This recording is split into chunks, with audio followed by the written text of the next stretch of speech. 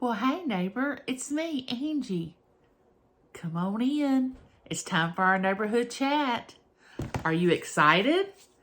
Well, maybe not, because you don't know what the topic is for today. I know what it is. And boy, have I had to learn some things before I could talk to you about it. You know, every time I come to you with a neighborhood chat, it first has to go through my mind, and I have to chew on it a little bit, and I have to think about it and wonder if I'm living up to what I'm saying to you. And well, you know how that goes. You try to keep up with, I've got to be doing right before I can expect anybody else to do right. But it doesn't matter to me. I'm still going to love you regardless, and you're welcome to my neighborhood regardless of whether you accept what I say or not. You're my friend. You're my neighbor. Of course, I don't allow any drama or bullying in my chat when I go live, or anything like that. But other than that, you're my neighbor, and I'm going to help you all I can. And that's some of what we're going to talk about today in our neighborhood chat. But before we get started, I wanted to let you know that my shirt says, "My favorite people call me Gigi." In case, you couldn't see the whole shirt and you saw part of it and you were like, what does her shirt say? I know, because some people look at stuff like that. Now me, when I watch a video, I probably couldn't tell you what you had on or what you were wearing, or I'm just basically listening to what you're saying. But a lot of people observe the background, which you can see my kitchen. It's probably got some dirty dishes in there, so don't look too close. And then over here to my left, I have my little key holder thing that has the little mask on it and some other things hanging up. James' little pig on top where he collects dimes. And over here to my right is a door. And, it's just a lot of people observe more than what that I observe when I watch a video. Now, if I'm watching a video about an auction, of course, I'm paying attention to what they're selling. But I'm not paying attention to what color eyeshadow somebody has on. A lot of people notice my lipstick when I do a video. My nails, different things. And I'm tickled over that, and I'm glad you do. But I'm just not that much of an observant person unless it just sticks out really, really bad. Now, if it's something that just really sticks out, I may notice it. But other than that, you would have to put a little note up that said, notice this part. It's me, Angie. Pay attention. And then I would pay attention. I don't know if that has something to do with my OCD, ADHD, ADD. I don't know. But I don't really pay attention to detail as much as I should. But anyway, that's a personal problem. It's not for you to worry about. Okay, so welcome in. I'm so glad you're here. I'm glad that you've come in. A lot of you are coming in still. You're welcome to go to the kitchen, get something to drink, get a snack. It's early in the morning here in Mississippi. It's not even 9 o'clock. I've been up since 5. I would say a little before 5, because I got up with James when he went to leave for work. They're supposed to be delivering our barn shed today. If you've been watching my videos, you saw where our shed a tree fell on it. We had to get it replaced and all that, got trees cut down. It's all in on my channel. You can watch the videos. But they're supposed to be delivering that shed, and I hope I get some footage of it. That's why I got all this on. I don't want to scare the people that brings the shed. And I have to be here. And my son-in-law's coming over today to be here because I can't do it all when the people get here, and James had to work. And my neighbor's supposed to come over, so I'm supposed to have some help. But anyway, are you ready for the topic for today? It's me, Angie's Neighborhood Chat. Guess what we're going to talk about? We're going to talk about real love. Now, I know you are saying, why is she always on these subjects and topics and ideas? And which I'm always going to be a person that brings positive things. And even if it's something that we shouldn't talk about, I'm going to turn it around for it to be positive. But I wanted to talk about love and let us know that, are we really doing that right? Do we really understand the definition of love? Do we know what that means to love somebody? you got to stop and think about what your definition of love is. Maybe you were told the wrong definition your whole entire life. Maybe you played on it and not even really know what that word means. And what you're feeling for somebody is not really love. It can be lust. I know being married to James as long as I have, when I first met him, I was attracted to him, because I was young and, he was good looking and, it was love, but it was also this lustful thing, because I wanted to love on him and hug on him and squeeze him. And, now when we're together, it's like, if he doesn't quit talking, I'm gonna lose my cool, because sometimes he just goes on and on, and I look at the kids and go, he's got to stop. He has sat here for 30 minutes and talked and not said anything. But after you've been married 35 years, you learn to deal with the different changes that your spouse goes through. It doesn't mean I love him any less. It just means that our love has gotten stronger, and it's not based on that whole physical thing. It's based on what we've been through over the last 35 years, because we've been through some things. I got to thinking about that the other day when they took the trees down out of the yard. James and I started talking about the memories we had of the things that have went on in our backyard. The Easter egg hunts, the ball games that the kids used to play ball outside. Them learn how to ride their bikes. Us having our labs down there. The labs that James trained to retrieve ducks. And the list goes on and on. We had a jungle gym down there. The list goes on and on of the things that have went on in that backyard. And then after they took those trees down, it was like, oh no, it's changed again. Oh no, it's never going to be the same again.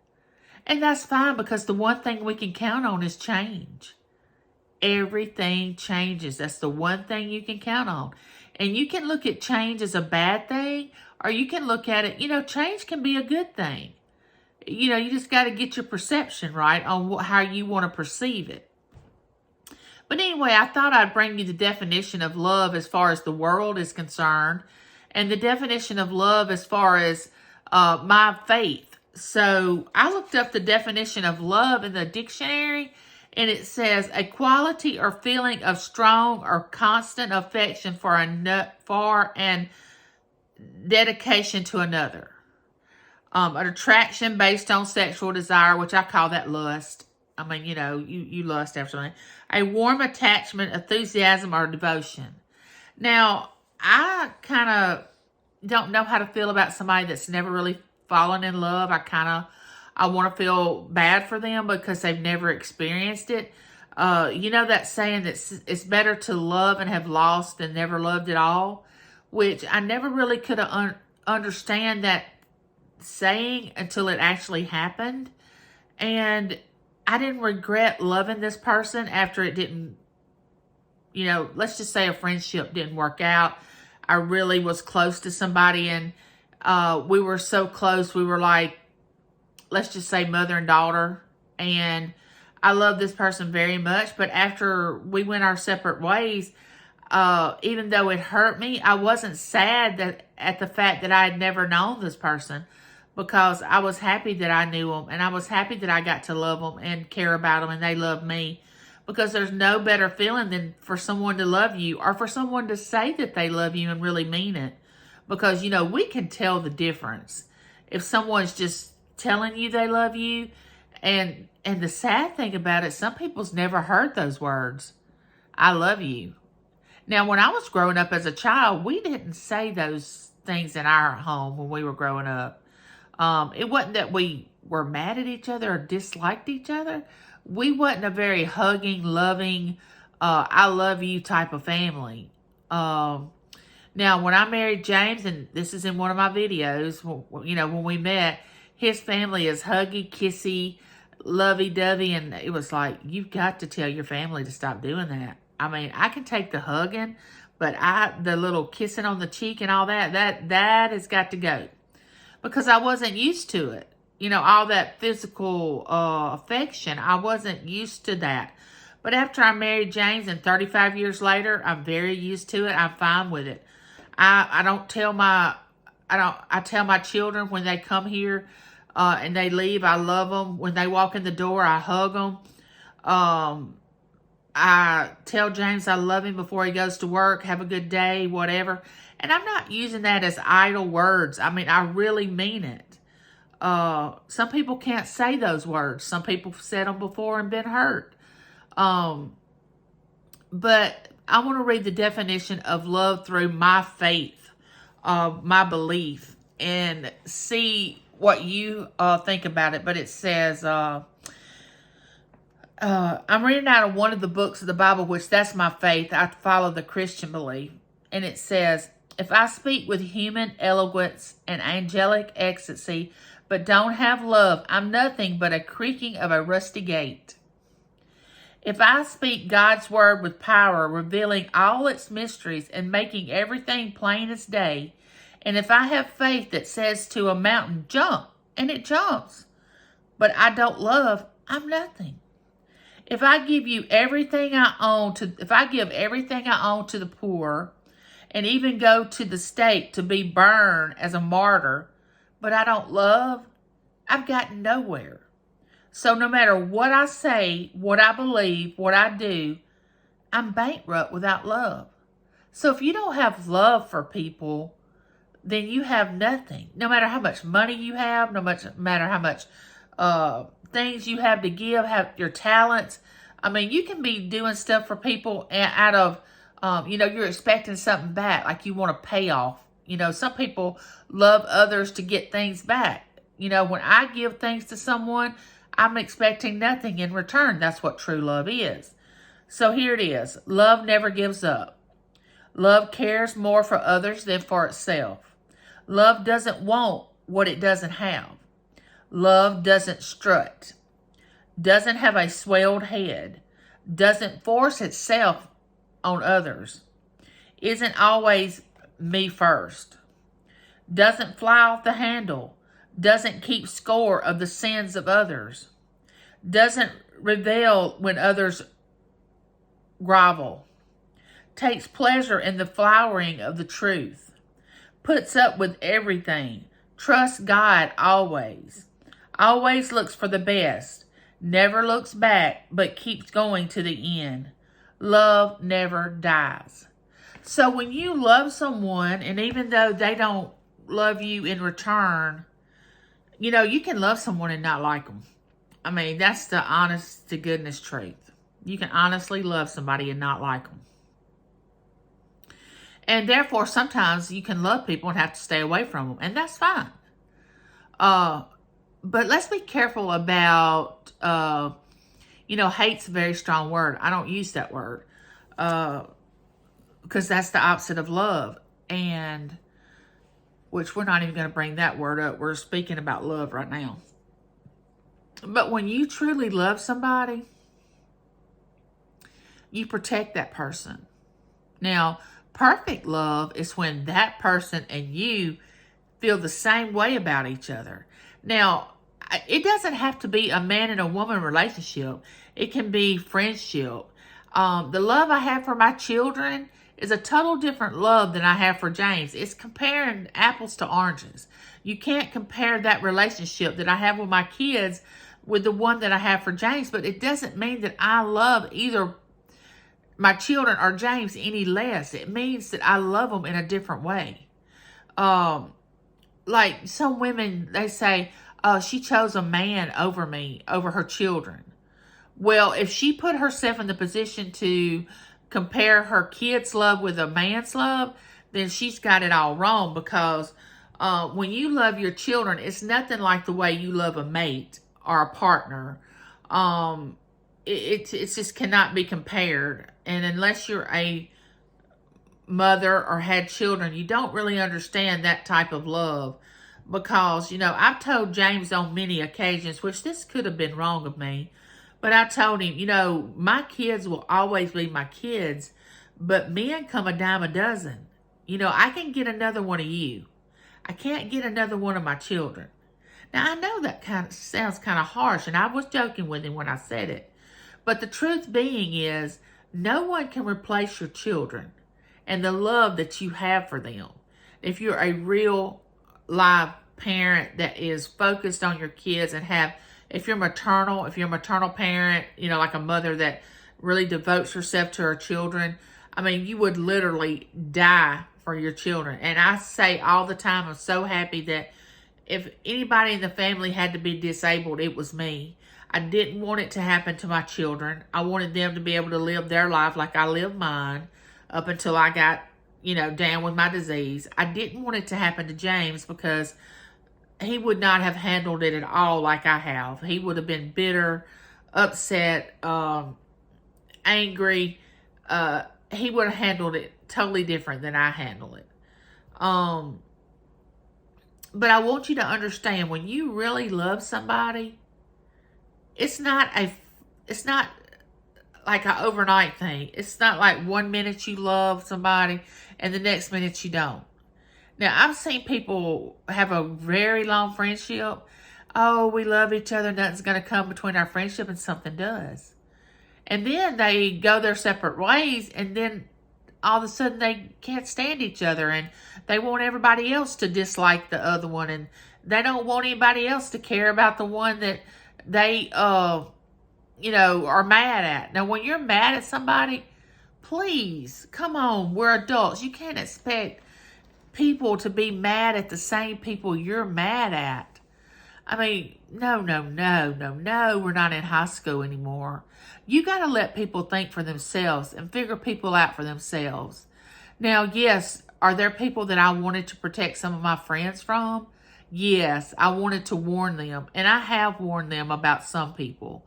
But most of the time, you have to let people figure out who they want in their life and who they don't, because if you don't, they're going to resent it.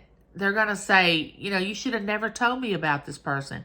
You should have never said bad things to me about this person.